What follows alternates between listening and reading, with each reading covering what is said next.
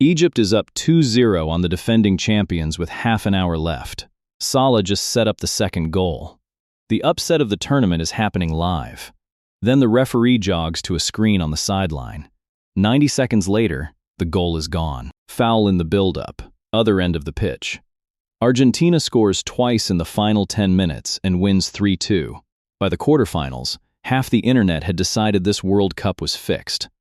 I watched this from a supply closet at work, phone propped behind a box of printer paper. I support Arsenal, so I already have a documented relationship with referees ruining my life. So when people started calling this tournament rigged, I had questions. Was it? People assume rigged means someone in a room picked the winner ahead of time. Wrong. Nobody picked a winner. What actually happened is dumber and somehow worse. Start with the Egypt call. Foul happens miles from the ball, minutes before the goal. VAR is allowed to go back through the entire build-up phase, no time limit written down. So a shirt tug at midfield can erase a goal scored 90 seconds later. 2 matches later, Belgium gets a penalty in minute 118 against Senegal. Same review system. Nobody complained about that one going to a screen. Round of 16. Harry Kane gets no call against Dr. Congo for a near-identical shove. Days later, same player, same tournament, gets a monitor review and a penalty against Mexico. A defender for England gets sent off on review.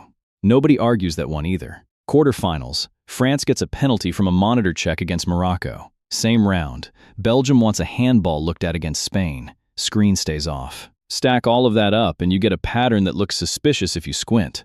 This is where VARgentina was born, and I want to be clear, it's a great name.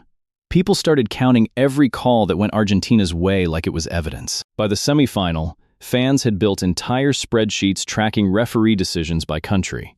This is either the most sophisticated football conspiracy in history or Excel. Here's the part the conspiracy skips. Argentina lost the final to Spain in extra time. If FIFA is manually steering the tournament for one team, they forgot the final. The conspiracy that stops working the one time it matters isn't a conspiracy. It's just VAR being VAR for everybody, badly, all tournament long. Here's what people actually get wrong about how these calls work. People assume offside is still a judgment call, just like everything else VAR touches. It is not. A semi-automated system tracks limb position by millimeter and rules on geometry, not opinion.